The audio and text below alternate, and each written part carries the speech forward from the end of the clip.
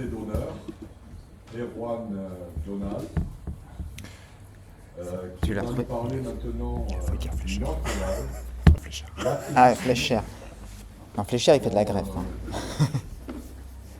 On parle de plus en plus, c'est-à-dire, pour reprendre ce que disait Guillaume aussi, parce qu'on voit apparaître des dispositifs pour la traiter également, et donc insuffisance tricuspide secondaire, physiopathologie, pronostic et prise en charge thérapeutique. Merci beaucoup, merci pour l'invitation. Donc j'ai beaucoup d'amis ici, mais je vais essayer de vous provoquer quand même. Je ne suis pas venu là juste pour vous séduire et vous dire ce que vous avez envie d'entendre. Je vais vous dire ce que je pense. Et peut-être que ça ne va pas vous plaire, mais comme ça vous pourrez réagir. D'abord, donc la fuite tricuspide, c'est magnifique. Donc là, j'ai pris un exemple récent, mais vraiment c'est la plus belle des valves tricuspides que j'ai jamais vue. Vous avez vu comment elle est complexe. Hein, c'est vraiment un truc incroyable. Et donc, du coup, on peut passer sa vie à s'occuper des valves tricuspides. Et en fait, on a raison de s'en occuper. Et donc, il faut s'en occuper. Donc, pendant trop d'années, on n'a pas traité les valves tricuspides. On n'a même pas regardé en échographie le cœur droit, en considérant que ce n'était pas très important. Et pourtant, donc c'est là-dessus, vous ne pouvez pas ne pas être d'accord. C'est un marqueur pronostique très fort. C'est-à-dire que n'importe quelle pathologie que vous pouvez avoir à gauche, le fait d'avoir une fuite tricuspide, c'est associé à une surmortalité incontestable. Que vous ayez une valvulopathie mitrale, que vous ayez une cardiomyopathie dilatée, que vous ayez une cardiomyopathie hypertrophique, une insuffisance cardiaque à fraction d'éjection préservée, une cardiomyopathie rythmogène du ventricule droit, le fait d'avoir une fuite tricuspide, c'est la cata, c'est un marqueur pronostique indépendant. La question qui se pose après, c'est de savoir, ok, mais c'est les malades les plus graves, les plus pourris, ils sont dépassés, on n'a rien à proposer. Je vais essayer de vous montrer que c'est peut-être pas vrai. Alors déjà, le fait est, c'est que j'aimais bien la manière de présenter de Guillaume tout à l'heure, le fait qu'on a des traitements et donc du coup on réévalue les pathologies en fonction des traitements qu'on a, c'est pas complètement... Enfin, c'est vrai, je pense. Et là, du coup, puisqu'on traite les fuites tricuspides aujourd'hui, on s'est reposé la question de savoir c'était quoi les fuites tricuspides. Donc dans 5 à 10% des cas, la fuite tricuspide, elle est primaire. Donc c'est quelque chose de rare, très rare.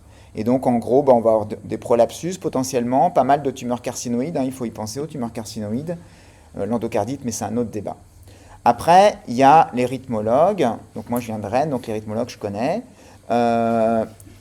Et les rythmologues, ils sont quand même bons, et donc il ne s'agit pas de penser que les rythmologues travaillent comme des sagouins et génèrent des fuites tricuspides à tour de bras, parce que c'est faux. Ça arrive que le rythmologue abîme la valve, mais c'est quand même relativement rare. Le plus souvent, ce qui se passe, c'est que la sonde de pacemaker ou de défibrillateur, elle va être associée à une fuite tricuspide. Elle est en partie responsable si on induit un asynchronisme septal, puisqu'au niveau anatomique, le feuillet septal de la valve tricuspide, il n'est accroché qu'au septum. Il n'y a pas de pilier pour le feuillet septal, il y a des cordages qui sont accrochés au septum. Donc si on induit un asynchronisme septal, on induit une restriction du feuillet septal et donc on induit une fuite tricuspide. Donc le rythmologue ne fait pas trop de mal, mais par contre, la sonde de pacemaker est associée à une fuite tricuspide significative, selon les études, entre 10 et 30% des cas. Donc c'est important, je ne vais pas reparler de fuite de pacemaker après, donc un point important, un take-home message, c'est que si vous avez un patient qui doit avoir un pacemaker, il faut faire une échographie cardiaque avant. Et il faut faire une échographie cardiaque après. Parce qu'il y a des patients qui ont une fuite tricuspide avant, et donc il faut que le rythmologue le sache au moment où il implante ses sondes, pour être très attentif, et essayer de léser le moins possible la valve tricuspide lorsqu'il franchit l'orifice tricuspide. Et il faudra réévaluer après, parce que si le patient a une fuite tricuspide moyenne ou sévère après la pose du stimulateur cardiaque, soit on se posera la question de reprendre le patient pour positionner la sonde différemment, soit on sera très attentif à l'éventualité d'un besoin de traitement de la fuite tricuspide. Je ne parle plus de pacemaker. Les fuites secondaires, donc les fuites fonctionnelles secondaires, comme on a vu du côté mitral, c'est pareil qu'au niveau mitral. Il y a celles qui sont liées à une pathologie du ventricule et celles qui sont liées à une pathologie de l'oreillette. Alors là, j'ai mis un petit cartoon en haut, et c'est assez démonstratif, parce que vous regardez, ça c'est la ventriculaire, et ça c'est l'atriale. Et la ventriculaire, elle a une oreillette qui est plus large que l'atriale. Je suis trompé, je vais inverser mes images. Non ? Non. C'est que là, l'oreillette est très dilatée, là, l'oreillette est très dilatée, là, l'oreillette est plus dilatée que là, mais là, Le ventricule, il est triangulaire, c'est un triangle rectangle. Le ventricule a une fonction préservée et il n'y a pas de restriction du jeu valvulaire. La valve se ferme dans le plan de l'anneau. Donc ça, c'est une fuite atriale, liée uniquement à un concept, la cardiomyopathie atriale, qui est un concept nouveau mais qui est assez fréquent, où les gens ont une maladie de l'oreillette et qu'une maladie de l'oreillette, pas une maladie du ventricule. Alors que là où l'oreillette est aussi malade, mais le ventricule, lui, est malade aussi, et au lieu d'avoir un triangle rectangle, on a un ventricule droit qui est conique, avec de fait une restriction du jeu valvulaire qui fait que les feuillets ont une coaptation dans le ventricule et non pas dans l'oreillette. Donc ces deux formes de fuite tricuspide, c'est important, en fait. C'est important parce que Guillaume vous a dit que quand on veut envisager un traitement, si on envisage le clip aussi, du côté tricuspide, il faut qu'on soit sûr qu'on ait un bon résultat à la fin. Et l'objectif, ce n'est pas de mettre des clips, l'objectif, c'est de corriger la fuite. Et donc, il faut qu'à la fin de la procédure, il n'y ait plus de fuite. Donc, si on s'attaque à des anatomies qui ne sont pas compatibles avec un très bon résultat, il vaut peut-être mieux s'abstenir. Donc, il faut bien comprendre ce qu'on fait. Donc, c'est tout le rôle des imageurs de comprendre ça. Après, ce qui est génial avec la fuite tricuspide, c'est qu'on redécouvre tout un tas de trucs et on se rend compte que c'est vraiment compliqué un cœur droit. Alors, il y a des gens qui vous disent qu'on peut apprécier la fonction d'un ventricule droit, qu'on peut dire, ouais, ça, c'est un bon ventricule droit, ça, c'est pas un bon ventricule droit. Moi, je ne sais pas faire, mais je suis rennais, je suis pas si bon que ça, quoi. Donc, en tout cas, moi, je ne sais pas ce que c'est qu'un bon ventricule droit, je ne l'ai pas compris. J'ai des patients qu'on a traités de fuite tricuspide, je pensais que le VD était à plat, et en fait, 6 mois après, il y avait un bon VD, puis inversement. Donc, on ne sait pas évaluer un ventricule droit. L'oreillette droite, on commence à s'y intéresser un peu plus. Mais après, ce qui est sympa avec la fuite tricuspide, mais c'est aussi vrai avec la fuite mitrale, c'est qu'on a une gestion médicale qui est quand même compliquée. Donc j'ai bien compris que vous vouliez absolument que tous les patients ne soient discutés qu'après l'optimisation du traitement médical. Le problème, c'est que quand on a une fuite tricuspide qui est vraiment très sévère, avec un volume régurgité qui est de, 50, 70 millilitres, vous avez un énorme problème de prise en charge médicale. Parce que vous avez un cœur droit qui n'éjecte pas, donc vous n'avez pas de débit cardiaque, et vous avez un foie, un rein qui sont congestifs. Et donc, on est cardiologue, on a un petit cerveau, et donc quand on était petit, on a appris qu'on avait des signes cardinaux, et quand on fait une consultation, on pose des questions à nos patients. Est-ce que vous avez des douleurs thoraciques? Oui, non, pas de douleurs. Très bien. Des palpitations? Non, pas de palpitations. Des syncopes? Non, pas de syncopes. Nickel. Une dyspnée peut-être. Ah, oui, une dyspnée. Ok. Gros dyspnée? Non, pas gros dyspnée. Très bien. Bon, vous n'êtes pas cardiaque, allez voir quelqu'un d'autre. Et en fait, il y a un symptôme qui est très important pour le cœur droit, c'est que le patient, il a une altération de l'état général.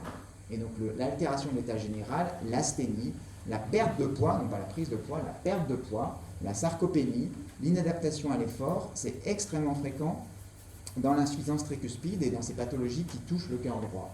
Et en fait, les patients que l'on traite ou qu'on est amené à discuter pour un traitement sont des patients qui ne vont pas venir avec des énormes œdèmes des membres inférieurs et une turgescence jugulaire, ce sont des patients qui viennent parce qu'ils sont asthéniques, incapables de faire une activité physique normale, et je vous montrerai tout à l'heure les résultats des études et en particulier l'état fonctionnel des patients avant qu'on traite les fuites tricuspides, et c'est incroyable, c'est des gens qui ne peuvent pas s'habiller sans être gênés.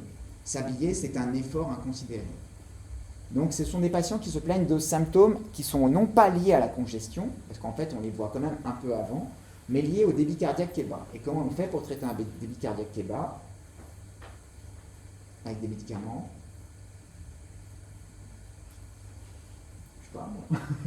On met de l'omécantive. Non, en fait, on va mettre de la dobutamine, on va mettre des inotropes positifs ou éventuellement du lévocimandant, qui est moins cher maintenant, donc on peut l'utiliser. Et donc, ces patients-là, quand ils arrivent chez nous à l'hôpital, on va les diurétiquer quand même, parce qu'ils sont quand même tout le temps congestifs. Donc, on les diurétique alors que l'interne nous dit systématiquement qu'il n'est pas congestif. Moi, j'adore, parce que dans mon unité, donc je mets toutes mes tricuspides dans mon unité, puis je dis tous les 6 mois les mêmes choses aux internes. Et donc, du coup, je fais bien mes tricuspides, je leur dis, là, il faudra mettre 250 de l'azylique, blablabla. Et l'interne vient me voir à la CV en disant, non, on n'a pas mis la diurétique parce qu'il n'est pas congestif. On va prendre l'échoscope, on va aller voir. Et donc, tes patients sont tous congestifs, mais par contre, ils n'ont pas de signes cliniques de congestion. Ils n'ont quasiment pas d'œdème, ils n'ont pas vraiment la turgescence jugulaire, mais ils sont quand même congestifs. Donc, on les diurétique à fond, on fait des ionorues à tour de bras, tout ça, on essaye d'optimiser l'hémodynamique, mais on ne met quasiment, on met rarement les les diurétiques seuls, on met tout le temps de la dobutamine pour améliorer le débit cardiaque, faire que le rein va pouvoir tolérer cette décongestion, et on va améliorer les patients comme ça. Donc en aigu, on peut traiter la fuite tricuspide, on peut traiter ces dysfonctions cardiaques droites par l'association de l'inotropes et des diurétiques. Mais malheureusement, on ne peut pas le faire en chronique.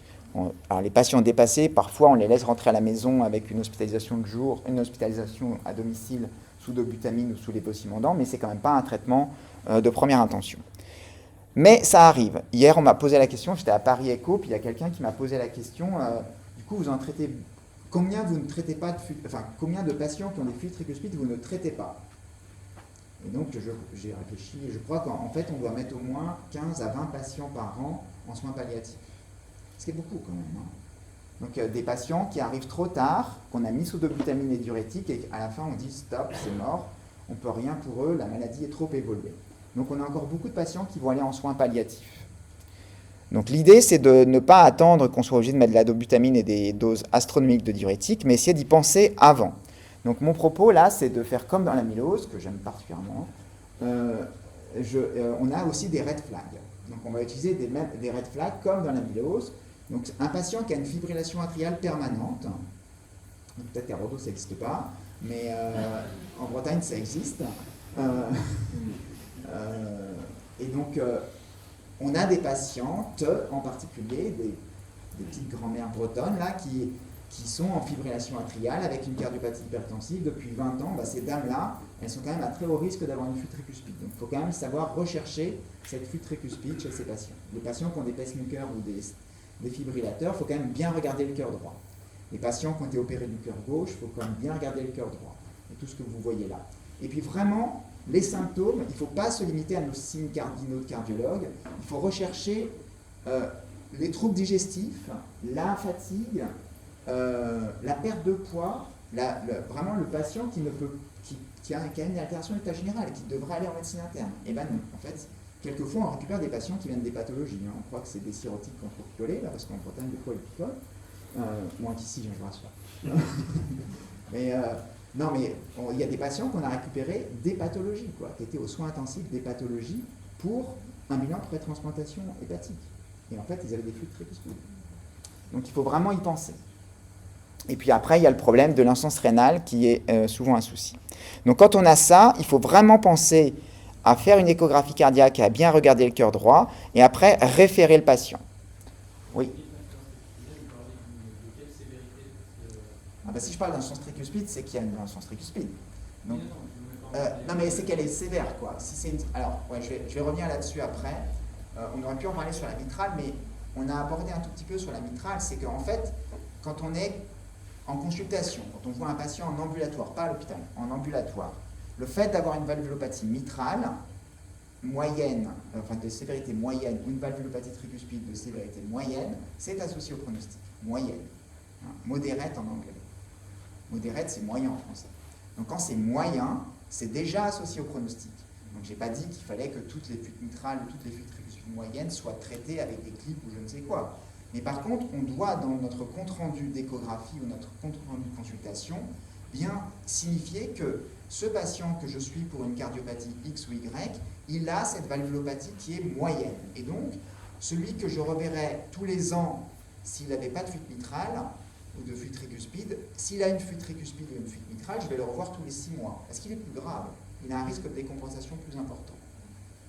Donc pour les tricuspides, c'est vraiment pareil que pour la mitrale. Mais donc les moyennes, ça nous inquiète, parce qu'elles vont évoluer. Hein, c'est un cercle vicieux, en fait. Donc il faut référer ces patients et se poser des questions. Le problème, c'est que ces questions, elles sont complexes. On va toujours faire un cathétérisme cardiaque droit, on va évaluer le patient à l'effort, on va avoir une approche multidisciplinaire, le côté nutritionnel, le côté gériatrique aussi parfois, pour savoir comment on va pouvoir traiter ces patients. Le fait est, c'est qu'aujourd'hui, alors je vous dirais que c'est en Bretagne, mais peut-être pas ici, on voit beaucoup de patients donc, qui arrivent trop tard et qui arrivent avec des cirrhoses, des vraies cirrhoses, ou qui arrivent avec des insuffisances rénales, avec des clairances à 25-30, et là c'est mort, on ne peut rien pour ces gens-là, on ne va pas faire régresser la dysfonction rénale. Donc on peut pas traiter ces gens-là. Donc il ne faut pas attendre qu'il y ait des organes damage. On a parlé de ça tout à l'heure, de l'organe damage au niveau du myocarde, mais il y a aussi l'organe damage avec les autres organes. Et pour la flûte tricuspide, s'il y a une atteinte des autres organes, on est sans doute arrivé trop tard. Donc il faut penser à la flûte tricuspide avant l'insuffisance rénale, avant l'insuffisance hépatique. Très important. Et puis bien sûr, on va traiter le phénotype. On a entendu tout le temps, là, depuis ce matin, parler de phénotype et chercher la cause de la cardiopathie. Et donc traiter la cause de la cardiopathie. Et bien là, pour la flûte tricuspide, si je me positionne que pour la flûte tricuspide, ben, si j'ai une pathologie pulmonaire, ben, je vais demander au pneumologue de faire son travail mieux. Si j'ai un rythmologue qui a fait un travail de sagouin, je vais lui demander de virer sa sonde. Si j'ai une insuffisance cardiaque à fraction d'éjection réduite, je vais traiter agressivement ma fraction d'éjection réduite. Et même si j'ai une fuite tricuspide, je vais mettre une CRT. Même si j'ai une fuite tricuspide, je vais mettre une CRT. Si j'ai une insuffisance cardiaque à fraction d'éjection préservée, je traite, et ainsi de suite. Et je vais essayer de restaurer le rythme sinusal, si c'est possible, chez un patient qui est en fibrillation atriale permanente. Mais malheureusement, c'est souvent un vœu pieux, parce que quand les oreillettes sont très dilatées, on peut essayer de remettre le patient en rythme sinusal avec un choc électrique, mais ça ne marche pas souvent. Et quand je cherche à contacter mes collègues rythmologues, je ne sais pas pourquoi, j'ai beaucoup courir vite, j'arrive pas à les rattraper, ils sont partis bien plus loin que moi, ils veulent surtout pas me parler. Parce que le patient est trop dilaté, trop fibreux, et les oreillettes ne permettent pas de traitement ablatif. Alors il y a des critères qui peuvent nous permettre de dire que les patients doivent être traités ou pas. Et donc on a la chance en France d'avoir des gens brillants, dont Julien Dreyfus, qui a proposé très simplement ce score qui s'appelle le TRI-score et qui a été basé sur une population chirurgicale. Donc le score de Julien Dreyfus, donc c'est l'âge, supérieur à 70 ans, la classe NYHA, les signes cliniques d'insuffisance cardiaque droite, la dose de diurétique supérieure à 125 mg, la dysfonction rénale, l'élévation de la bilirubine, la dysfonction ventriculaire gauche et les signes échographiques de dysfonction VD.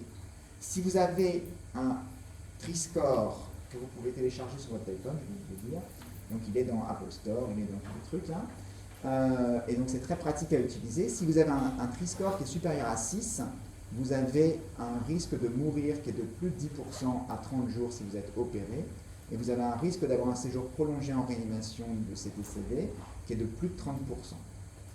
Donc autant dire que là, ce n'est pas le rythmologue qui part en courant, c'est le chirurgien qui est déjà plus dans la salle.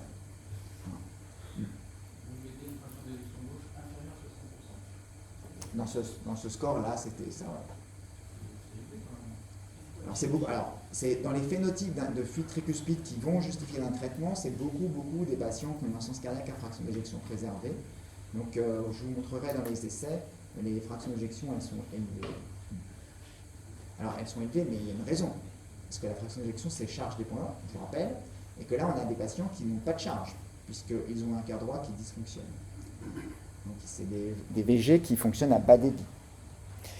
En tout cas, donc, ce TRI-score, il faut vraiment que vous l'ayez tous sur votre téléphone. Donc, je voudrais que vous sortiez tous votre téléphone, là. Non, mais vraiment, c'est important pour que vous pensiez qu'il y a des patients qui sont très rapidement à plus de 6. Et si on est au-delà de 6, c'est foutu. Et là, si on pense au traitement percutané, les patients qui ont un TRI-score supérieur à 8, il n'y a aucun bénéfice à traiter la fuite tricuspide. Donc, il faut traiter les patients relativement tôt, avant que le TRI-score soit supérieur à 8. Alors ça, c'est le TRI-score parce qu'on est français et qu'on fait quand même du cocorico. Donc ça, c'est l'application que vous avez tous téléchargée dès maintenant. Et puis, après, il y a les Allemands qui ont une autre façon de voir les choses, mais qui aboutit au même résultat, où ils prennent la fraction d'éjection avec un cutoff à 50, le TAPS comme un marqueur de fonction ventriculaire droite qui est pourtant très mauvais, la dysfonction rénale et le NT-proBNP. Et là, les patients qui tirent bénéfice du traitement, c'est ceux qui ont un score entre 7 et 9. Donc si vous prenez la maladie trop tôt, bien sûr, ça ne sert à rien de la traiter. Si vous la prenez trop tard, ça ne sert à rien de la traiter. Si elle est trop tard, si c'est trop tard, parce qu'il y a un remodelage, il y a un dommage myocardique qui est trop sévère. Et donc, il faut traiter les patients avant. Donc, c'est vraiment pour ça qu'il faut complètement revoir notre façon de voir nos patients, en particulier les femmes avec une fibrillation atriale ancienne, parce qu'il faut les traiter relativement tôt. Il ne faut pas attendre. Le débit cardiaque, c'est tout bête ça quand même, le débit cardiaque, mais il faut vraiment, quand on fait une échographie cardiaque, faire attention à cette ITV sous-aortique et à cette ITV sous-pulmonaire, mais l'ITV sous-aortique, ça suffit. Donc là, en cathétérisme droit, malheureusement, en France, on fait beaucoup de thermodilution, Et donc le cathétérisme droit ne nous donnera pas le débit cardiaque, parce que si on a une fuite tricuspide qui est sévère, on ne va pas pouvoir calculer le débit cardiaque avec la thermodilution. Donc le seul moyen, enfin le moyen le plus simple d'avoir un débit cardiaque, ça va être de faire l'échographie, et là ce qu'on avait vu dans ce travail ancien, très ancien, qu'il y a des gens qui ont des débits bas, ils ont un mauvais pronostic, il y a des gens qui ont des débits préservés, ils ont un meilleur pronostic, et il y a des gens qui ont un débit super normal, élevé, et ils ont un plus mauvais pronostic. C'est ceux qui ont déjà développé la cirrhose. Et donc avoir un débit trop supranormal quand on a une fuite tricuspide, c'est qu'on a dû louper un truc. Donc il faut vraiment se questionner et faire attention à ça. Après, tout à l'heure, j'ai entendu que vous critiquiez un peu l'échographie, donc j'ai décidé de garder cette diapositive. Donc l'échographie, il fait plein de mesures. Parce qu'il a une intelligence qui est artificielle parfois, mais il a aussi un peu d'intelligence. Et donc on fait plein de trucs pour étudier le ventricule droit. Je vous ai dit tout à l'heure que de toute façon je ne savais pas mesurer le ventricule droit. Mais du coup on mesure plein de trucs pour essayer de savoir si on ne peut pas être meilleur. Donc le TAF c'est pas terrible, mais on le mesure quand même parce que c'est fastoche. La fraction de raccourcissement de surface c'est fastoche. Le strain c'est super. C'est pas moi qui veux dire le contraire, mais c'est quand même, ça aussi ses limites. Et le fait est, c'est que c'est drôle de faire tous ces paramètres parce que parfois ils sont discordants. Donc ils peuvent être tous normaux, tous pas normaux, il peut y en avoir deux qui sont normaux, un qui est pas normal, et puis l'inverse. Et le fait est, c'est que quand tous les paramètres sont mauvais, c'est vraiment associé à un très mauvais pronostic. Par contre, quand il y a une discordance entre les paramètres, finalement le pronostic, ça va. On a un meilleur pronostic. Donc c'est important de faire tous les paramètres, de tout tester sur le ventricule droit pour vraiment appréhender le pronostic de notre patient. Et après, il y a un truc qui est fondamental. Donc, je vous ai dit qu'il fallait faire le triscore, qu'il fallait regarder le cœur droit, penser à la fuite tricuspide et regarder le septum interventriculaire. Si vous avez un aplatissement du septum interventriculaire, si vous avez un indice de sphéricité qui est altéré, comme vous mesurez dans l'hypertension pulmonaire, mais c'est vraiment trop grave. Vous voyez le risque de l'association aux événements, quand vous avez un indice d'excentricité qui est pathologique, vous avez des aires sur la courbe qui sont à plus de 0,85. Donc si vous avez un septum qui est plat, si vous avez un ventricule gauche qui souffre de la dilatation du cœur droit, c'est que c'est beaucoup trop tard. C'est que le malade, il ne va pas pouvoir être traité, il est trop malade. Donc il faut envoyer les patients dans les centres qui font des traitements de la valve tricuspide avant que le septum témoigne que le cœur droit a pris le pas sur le cœur gauche. Donc j'ai un collègue, un jeune PH avec qui je travaille, Guillaume L'Official, qui lui est pragmatique, ça gave un peu là, tous mes paramètres échographiques, donc on les a tous mesurés, puis on a dit, mais il faut quand même qu'on dise un truc à nos correspondants, quoi, parce que ils connaissent Donald, mais ils ne vont pas faire du strain et du 3D à tout le monde, quoi. Et donc du coup, on a fait ce travail, on a essayé de voir quels étaient les paramètres les plus associés au pronostic de nos malades, avec des fuites tricuspides. Et donc on arrive à ça, donc vous pouvez retenir ça, si ça vous intéresse, c'est facile. Le volume de l'oreillette droite indexée, s'il est supérieur à 60 ml, c'est vraiment trop mauvais. Donc il faut adresser les patients avant que l'oreillette droite dépasse 60 ml par mètre carré. Il faut mesurer le rapport TAPS-PAPS. TAPS-PAPS, c'est un rapport qui permet d'estimer la fonction du ventricule droit en se rapportant à l'estimation des pressions pulmonaires. Donc le TAPS-PAPS, c'est vraiment facile à faire, c'est pas un super marqueur, mais ça marche pas mal dans les analyses multivariées, il y a plein de papiers sur le sujet, et le cutoff, il est tout le temps à 0,4, quels que soient les papiers. Enfin, à 0,4, 0,5, mais c'est toujours proche de ça. Mais c'est vraiment intéressant de faire ces deux paramètres-là, et quand vous êtes en consultation, quand vous êtes dans votre cabinet, dans votre hôpital, ou je ne sais où, eh ben, si vous avez un patient qui a une fuite tricuspide et qui commence à avoir une oreillette qui se dilate beaucoup, c'est vraiment intéressant de se dire peut-être qu'il faudrait que je fasse un cathé droit, ou que je réfère le patient pour un cathé droit, voir un peu où on en est. Parce que le problème dans la fuite tricuspide, c'est qu'on ne sait pas estimer la pression dans l'oreillette droite de manière non invasive. Je vais y revenir tout à l'heure. Bon, après, moi je suis passionné de fuite tricuspide aussi parce que j'aime bien ce qui est beau. Pourquoi ça ne marche pas là? Bon, ça ne marche pas. Et en l'occurrence, la valve tricuspide c'est très beau, mais là ça ne marche pas, mais tant pis. Et la valve tricuspide, donc elle s'appelle tricuspide, mais c'est quand même une grosse erreur, puisqu'elle n'est pas tricuspide la plupart du temps. Elle est à plus de 3 feuillets dans 50% des cas. Et souvent, on a au moins 2 feuillets postérieurs. C'est le type 3B là, de cette classification de Rebecca Hahn, qui n'est pas une super classification, mais qui a le mérite de montrer la complexité de l'anatomie. Je préfère grandement celle-là, qui est une classification faite par des anapathes et qui montre la complexité des feuillets valvulaires que l'on a quand on a une pathologie tricuspide. Donc vous voyez les feuillets antérieurs, postérieurs, septaux qui sont faits de plein de lobes. Ça, c'est la vraie vie. Et puis il y a cette image-là qui est super intéressante, qui montre ce que c'est qu'une valve tricuspide. Le feuillet postérieur, le feuillet antérieur, le feuillet septal. Et ce qui est particulier, différent de la valve mitrale, c'est qu'il y a beaucoup de cordage pour la valve tricuspide. Et ça, pour celui qui fait de l'interventionnel, c'est un problème, parce que si Guillaume il va aller mettre un clip là, ben Guillaume il va avoir un problème. Il va avoir un problème parce que son clip il ne pourra pas le mettre là, parce qu'il va être pris dans les cordages, il ne pourra pas le bouger, l'orienter, tout ça. Donc il faut bien connaître l'anatomie de la valve tricuspide, bien être capable de la voir en échographie, pour savoir où sont les zones où il n'y a pas de cordage. Et en général, il n'y a pas de cordage dans le corps de la valve antérieure. Il y a beaucoup de cordage, vous voyez, sur le septum. Et sur le feuillet postérieur, il y a aussi souvent beaucoup de cordage. Mais je vais vous montrer tout à l'heure, on apprécie cette densité de cordage pour savoir si le patient va être compatible avec un traitement de la fuite tricuspide. Donc c'est ce score-là, le score de Glide. Donc je ne vais pas rentrer dans les détails, mais pour vous, si vous faites de l'ETO et que vous voulez regarder la valve tricuspide, d'abord, si vous voulez regarder la valve tricuspide, il faut faire du transgastrique obligatoire. Si on ne fait pas de transgastrique, on ne peut pas analyser la valve tricuspide. Et quand on fait du transgastrique, si vous avez une régurgitation tricuspide qui est en étoile, là, comme ça, c'est joli, mais ça, c'est pas du tout joli pour le traitement. Ça veut dire que la maladie est trop évoluée. Donc, il ne faut pas attendre que la fuite soit en étoile. Il faut essayer de traiter les patients quand la fuite est soit centrale, soit antéroseptale. Donc, une fuite qui est très localisée. Donc, il faut vraiment regarder les valves tricuspides dans le quotidien, tout le temps. Parce que les patients qui ont des fuites tricuspides sont très fréquents. Il ne faut pas attendre qu'ils soient trop malades pour envisager le traitement de cette fuite. Après, ouais. Quand vous dites en étoile, c'est parce que la valve, c'est un contact en étoile au départ, mais la fuite prend toutes les zones de convergence. Exactement. Quand vous allumez la couleur, vous voyez que la fuite elle est partout. Parce qu'en fait, l'anneau est tellement dilaté que ça tire de partout, mais c'est trop tard. En général, la fuite, elle est antéroseptale. Quand elle peut être massive, voire torrentielle, en étant que antéroseptale. Donc, c'est celles-là qu'il faut dépister, entre guillemets. Donc, la densité des cordages, j'en ai parlé. Le fait que l'échographiste n'est pas toujours très bon, ça arrive. À Bordeaux, non, mais à Rennes, ça peut arriver. Et donc, il y a des fois, dans 5% des cas, on n'arrive pas à voir correctement la valve.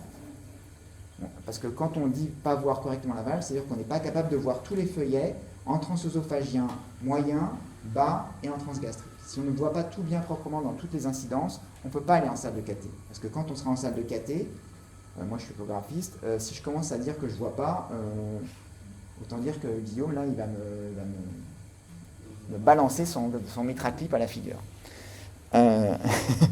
Donc ça ne va pas aller, on va avoir une relation compliquée.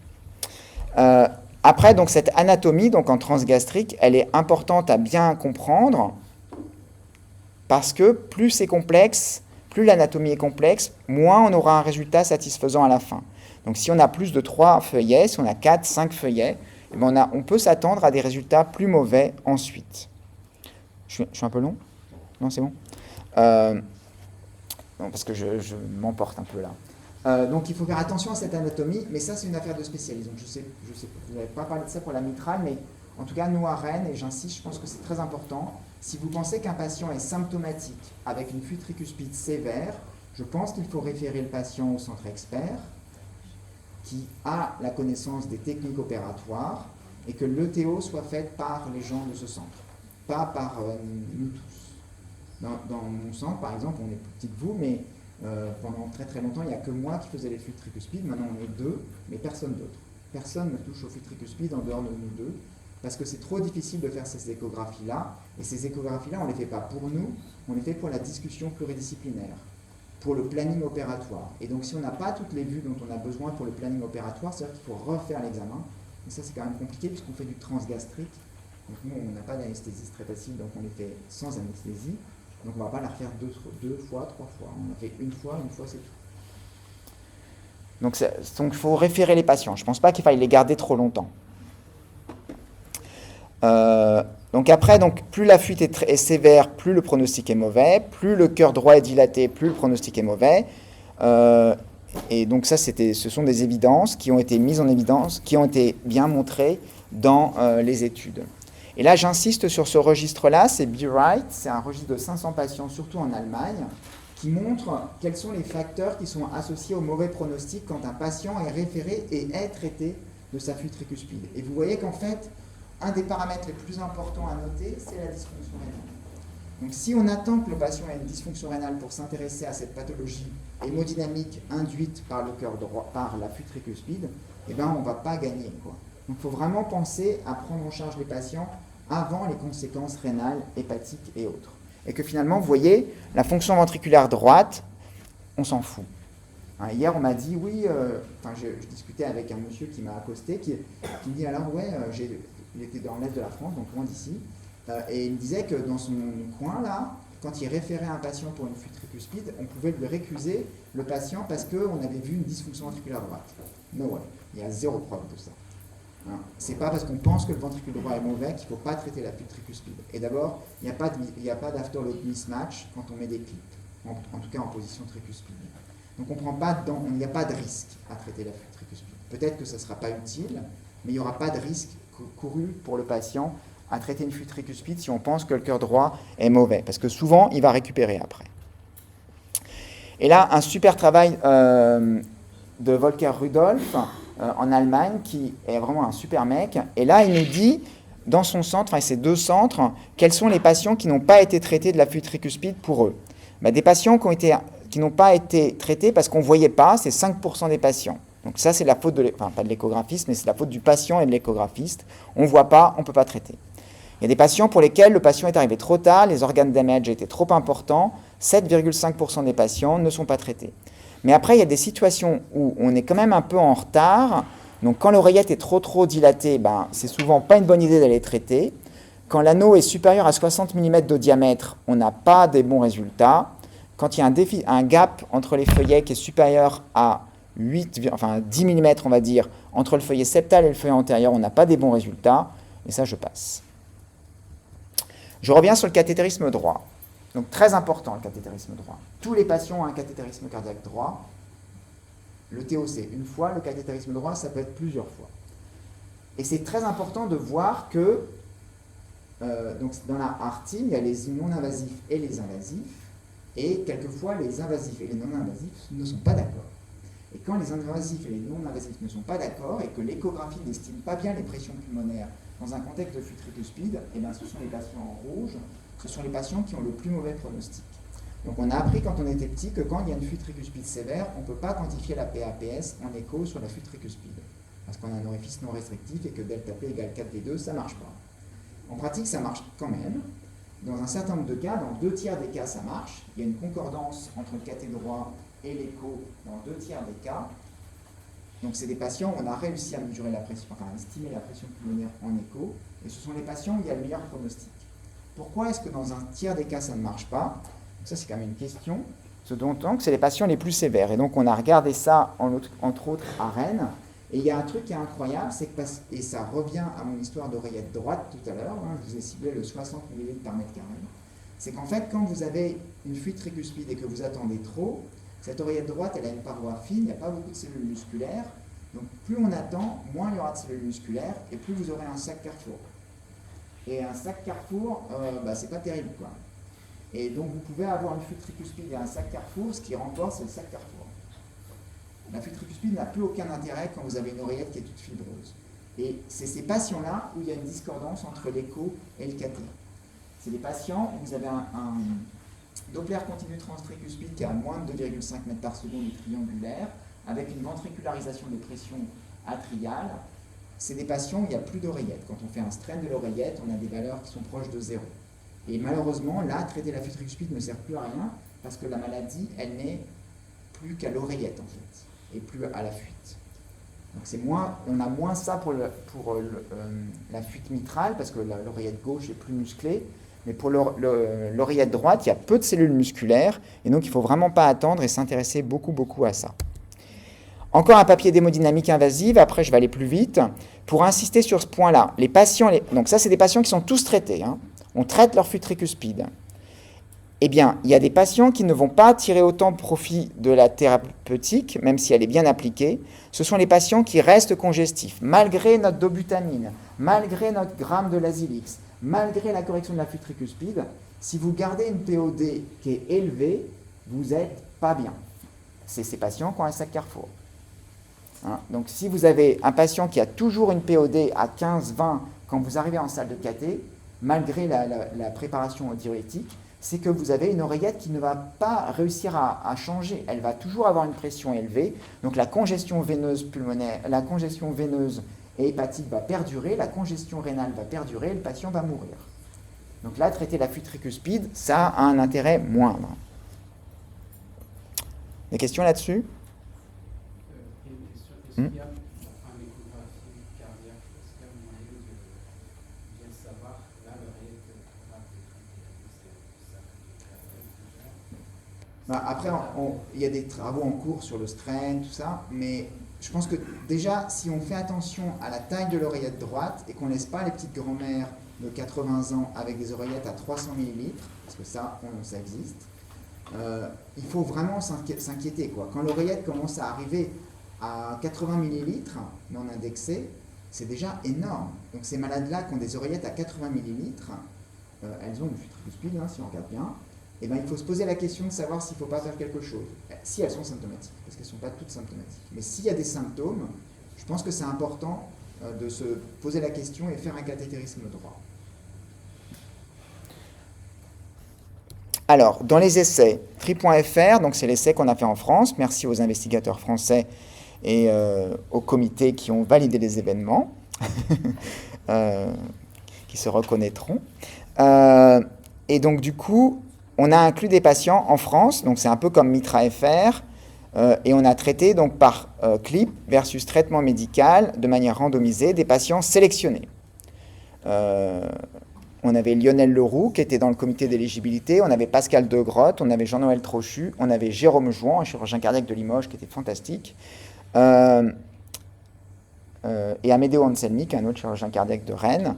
Et on a restaffé tous les patients qui avaient été staffés dans tous les centres. On les a tous restaffés en national, une fois, 2 fois, 3 fois parfois, avant de les inclure. Donc c'est vraiment des malades très sélectionnés. Donc regardez les malades qu'on a inclus. Donc ce sont des femmes qui ont 80 ans, qui sont toutes en fibrillation atriale. Jean-Noël Trochu ne voulait pas qu'on inclue des patients qui avaient une insuffisance rénale parce qu'il ne voulait pas que le pronostic soit drivé par l'insuffisance rénale. De la même manière, on n'a pas inclus d'insuffisance hépatique parce qu'on ne voulait pas que le pronostic soit drivé par l'insuffisance hépatique. De la même manière, on n'a pas inclus de patients qui avaient une hypertension pulmonaire parce qu'on ne voulait pas que le pronostic soit drivé par l'hypertension pulmonaire. Donc on a inclus des patients qui avaient des flux tricuspides sévères symptomatiques et on avait la conviction, quand on écoutait les investigateurs, que les patients avaient des symptômes et un pronostic, au moins fonctionnel, qui était drivé par la flux tricuspide. Test de marche sur 6 minutes, 305 mètres.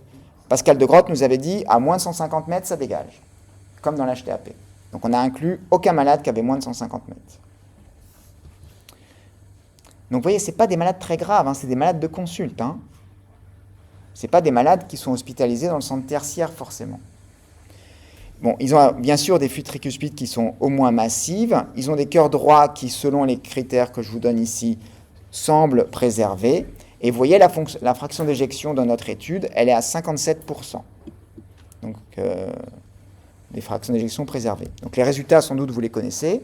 On a montré, on est content, que tri.fr est une étude positive. Donc, j'entends encore parfois des gens qui disent que Triluminet, l'étude dont on parlera après, et tri.fr sont des études négatives. C'est faux, c'est archi faux, complètement faux, dans la mesure où ce sont des essais qui avaient pour objectif de tester des critères composites, des critères hiérarchiques qui étaient drivés par la mortalité et l'hospitalisation, mais aussi la qualité de vie.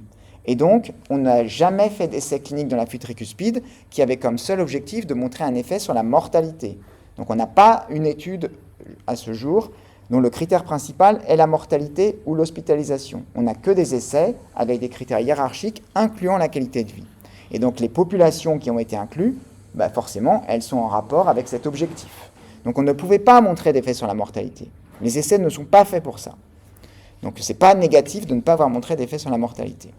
Et donc là, en l'occurrence, dans tri.fr, le traitement médical a été optimisé tout au long de l'étude. Hein, c'est pas, je mets le traitement médical et après, j'espère que les patients sous traitement médical vont se casser la gueule. Non.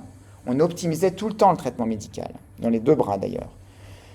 Parce que ce sont des insuffisance cardiaque à fraction d'éjection préservée, donc la dose de diurétique, elle a le droit de bouger. Hein, et les glyphosines sont arrivées, on a mis des glyphosines.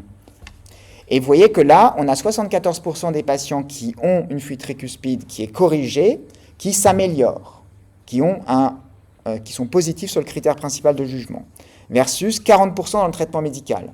Donc oui, le traitement médical, ça marche. Pas chez tout le monde, je ne sais pas encore dire chez qui ça marche vraiment bien et chez qui c'est insuffisant, mais ça peut marcher. Donc on a le droit de commencer par le traitement médical, optimiser les diurétiques à fond, 125, 250, 1 gramme, mais sans doute faire le cathé droit quand même pour s'assurer que l'oreillette droite n'est pas trop pathologique. Et donc là, on a un effet positif qui est drivé par tous les critères du critère principal de jugement, amélioration de la classe YHA, le PGA, donc c'est un marqueur de qualité de vie qui est très en faveur du traitement de la fuite tricuspide, moins d'hospitalisation, moins de décès. La qualité de vie. Donc c'est important la qualité de vie, c'est moins bien peut-être pour vous que la mortalité ou l'hospitalisation, mais pour le patient c'est quand même pas mal d'avoir une bonne qualité de vie. Donc là, si je prends le KCCQ, qui est un des marqueurs, un des scores qu'on utilise pour la qualité de vie, les patients à l'entrée, ils avaient des KCCQ à 60. Donc ça veut dire qu'effectivement, ce matin, si vous aviez une fuite tricuspide, prendre votre douche, ça aurait été un effort incroyable. Difficile. Donc vous n'auriez pas pris la douche, c'était trop fatigant. Mais après la correction de la fuite tricuspide, je peux prendre ma douche. Alors que si je n'ai que le traitement médical, sur l'année qui suit, je n'arrive pas à améliorer ma qualité de vie. Si on prend le Minnesota Living with Heart Failure, qui a un autre score, on voit pareil que le traitement médical optimal et optimisé n'améliore pas la qualité de vie, alors que le traitement par clip améliore significativement la qualité de vie. Si vous ne me croyez pas sur les scores, regardons les tests de marche sur 6 minutes.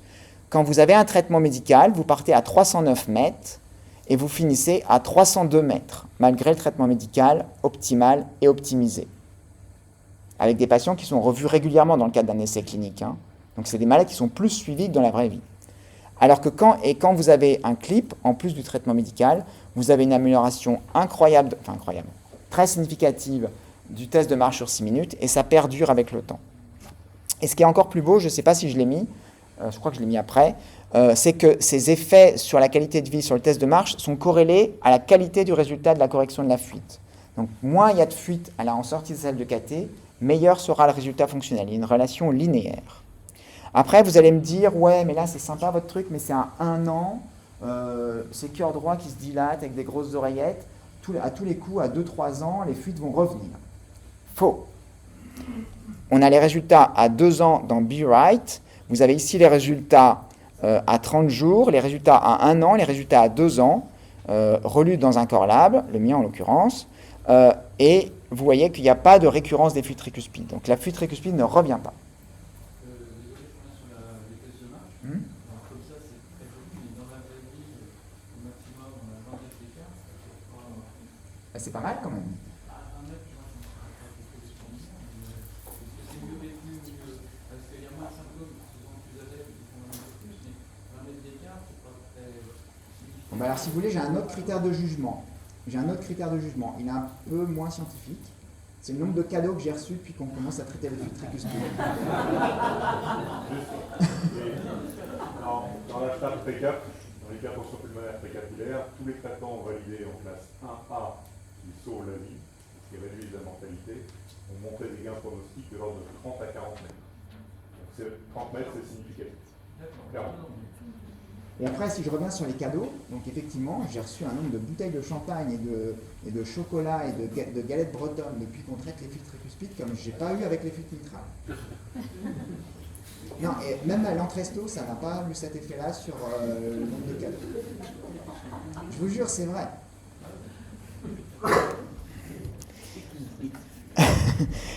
Donc ça, c'est la diapo dont je vous parlais tout à l'heure, c'est la corrélation, la relation linéaire entre la régression de la fuite par le traitement de la fuite, donc le changement de degré de fuite après traitement, et l'amélioration de la qualité de vie. Donc vous voyez, c'est vraiment linéaire. Bon, je ne vais pas être trop long quand même. Et donc j'en viens à un point qui peut-être agace, ou que vous avez entendu peut-être sur Cardio Online ou je ne sais pas quoi, comme pas forcément hyper convaincants. Donc, il y a des gens qui disent que les essais Triluminet aux États-Unis et l'essai Tri.fr n'ont pas montré d'effet sur l'hospitalisation et la mortalité, donc c'est bof. Ça ne convainc pas. Est-ce que c'est pas que un traitement cosmétique? Est-ce que c'est pas juste pour faire plaisir au cardiologue interventionnel? Il y a des gens qui peuvent penser ça. Peut-être que parmi vous, il y a des gens qui pensent que c'est stupide d'aller traiter les flux tricuspides. Donc du coup, il y a une possibilité, c'était prévu dans Triluminet, et c'est aussi ce qu'on fait dans Tri.fr, mais je n'ai pas les résultats. On a regardé à 2 ans, donc c'est un critère de jugement qui est pré-spécifié. Je vais passer un tout petit peu de temps sur les 2 diapositives qui sont là parce qu'elles sont très importantes. Donc c'est un critère qui est pré-spécifié, donc c'est pas du bidouillage, hein, c'est pas le laboratoire qui a bidouillé le truc pour essayer de voir si on ne pouvait pas montrer un effet sur la morbidité pour essayer de justifier un remboursement. Non, donc là on a les résultats à 2 ans de Triluminet et on voit qu'à 2 ans, on a une réduction des hospitalisations dans le bras traitement de la fuite tricuspide par clip versus le traitement médical et optimisé. Donc en plus de la qualité de vie, à 2 ans, pas à 1 an, mais à 2 ans, on a un effet sur l'hospitalisation. Mais après, là, les esprits chagrins voient ça. Et là, ils disent, c'est quoi ce bordel là? Les malades, ils ont eu plein de crossover. Il y a plein de patients qui, après 1 an, ont eu le clip. Et finalement, il reste que la moitié de la population pour évaluer la morbidité, enfin l'hospitalisation. Donc on pourrait se dire, c'est quoi ce bidouillage? Là, c'est un peu triché, là. Une étude industrielle en plus. Et en fait, c'est vachement intéressant, parce que le résultat de cette étude est encore plus fort que ce qu'on pourrait croire. Dans la mesure où, effectivement, les patients, ils sont dans un essai clinique, ils sont revus régulièrement. Et à 1 an, c'était le critère principal de jugement.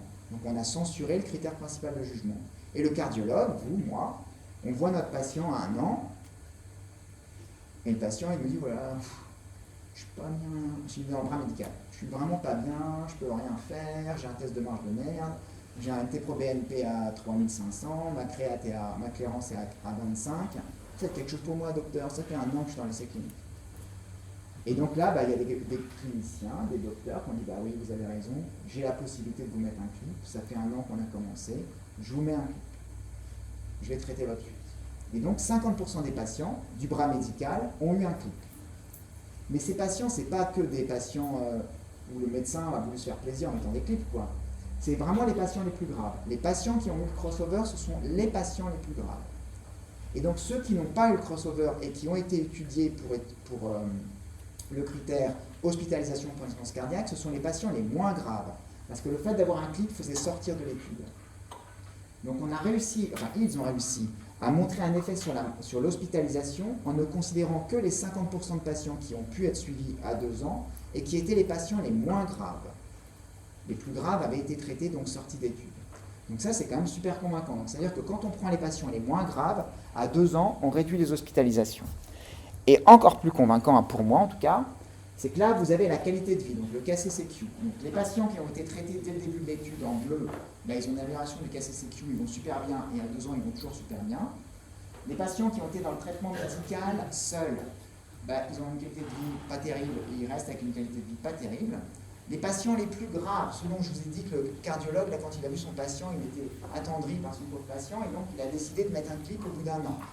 C'était vraiment les patients les plus graves, ils sont en dessous des autres. Mais par contre, une fois qu'on leur a mis un clip 1 an trop tard, ils ont récupéré une qualité de vie qui est presque ceux des bleus, là, de ceux qui avaient été traités 1 an plus tôt. Donc c'est incroyable ça quand même. On arrive vraiment à améliorer les gens. Donc je pense qu'il faut être assez convaincu que c'est utile de traiter les gens.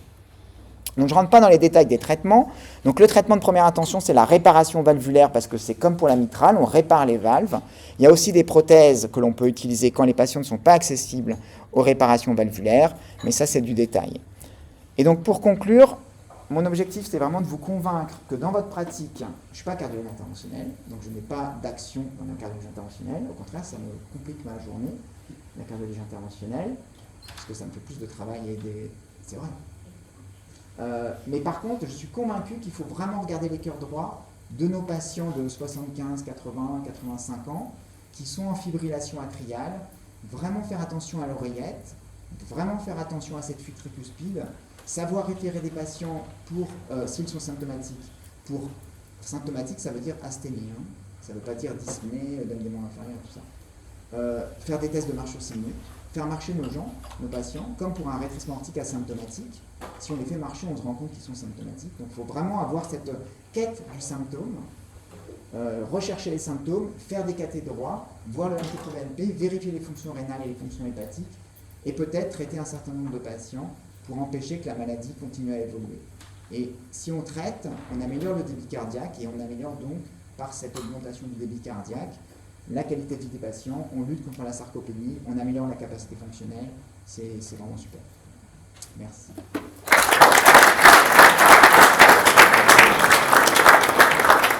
est très en retard, mais il y a peut-être place pour oui, non, une question avec pas une réponse de 3 heures. La fatigue, c'est quand même très spécifique comme symptôme.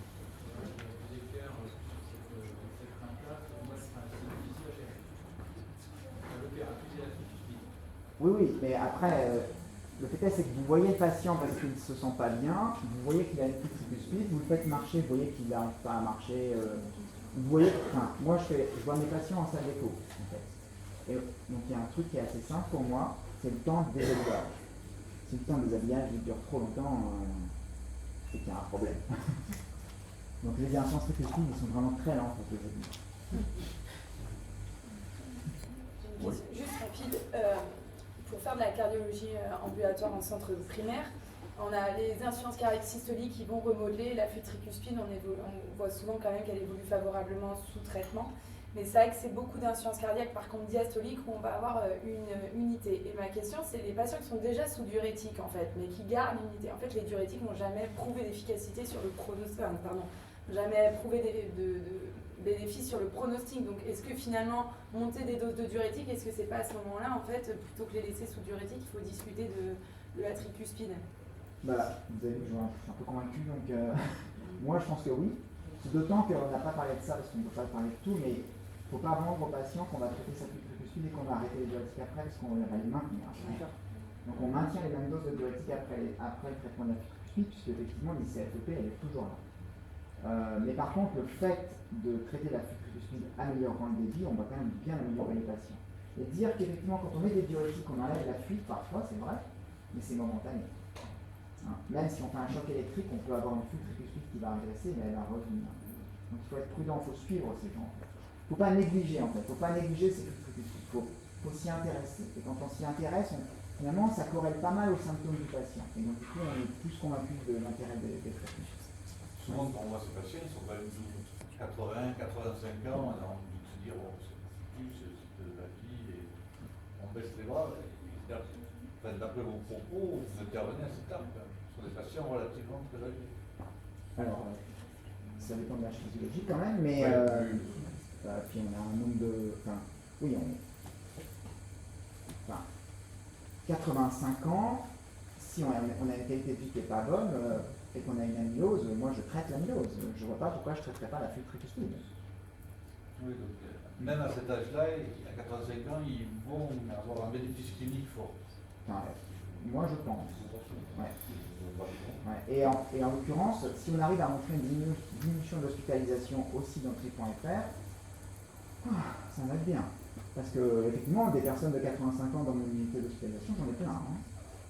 Moi je voudrais tempérer peut-être, si j'ai bien compris ce que tu as dit, ce qu'a entendu notre collègue, parce que j'ai l'impression justement que tu étais dans un staff, moi que je n'aurais pas trop aimé, qui était très dogmatique. 150, t'es dehors. Le débit de filtration glomérulaire, t'es dehors. L'atteinte hépatique, t'es dehors. Ok, avec une value cut-off, là, t'es blanc, t'es noir, et puis bon. Et finalement, ces patients, même s'ils avaient 80 ans, ils étaient finalement pas si avancés que ça dans la sévérité de leur fuite. En tout cas, dans leur retentissement. Il ne faut pas le précéder, je vous ai pas montré, mais la mortalité dans le Là, c'est 5%. Effectivement, ensuite, c'est vrai que quand on s'attaque à une population de 80 ans, où l'âge écrase tout en tant que tel, essayer d'aller chercher un gain sur la survie, bonjour, il va falloir se reposer. Non, je suis assez confiant parce qu'en fait, je sais ce que son domaine est passé à Rennes et à 18 mois, il se détruit. Oui.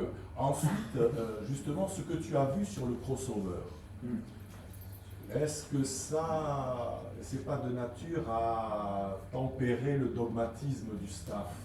Oui, bien sûr. Mais après, là, il y a la question de coût quand même. En France, on ne s'est pas remboursé ces trucs-là pour l'instant. Et donc, du coup, c'est quand même la volonté. Nous, on a un budget de l'ARS. J'ai fait pleurer à l'ARS, je leur ai expliqué que c'était quand même trop grave. Et donc, j'ai un budget pour la Bretagne pour faire 40 patients par an. Donc, c'est énorme. Mais on a beaucoup de chance, c'est parce qu'on a fait Clip.fr et tout ça. Mais il y a plein d'endroits où pour acheter des clips, c'est les hôpitaux qui vont payer au cas par cas. Est-ce que vous avez Prends pour la dernière. une explication sur la discordance pardon, des paramètres sur l'évaluation du DD? Oh, ça c'est une question pas facile à répondre. Je reviendrai l'année prochaine. Non, parce qu'en fait, c'est trop compliqué. On ne sait pas. On ne sait pas.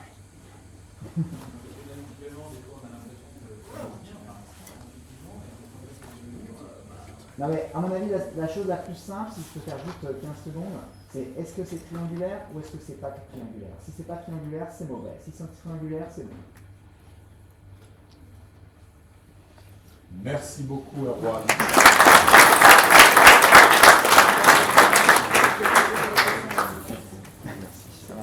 Non, c'était parfait.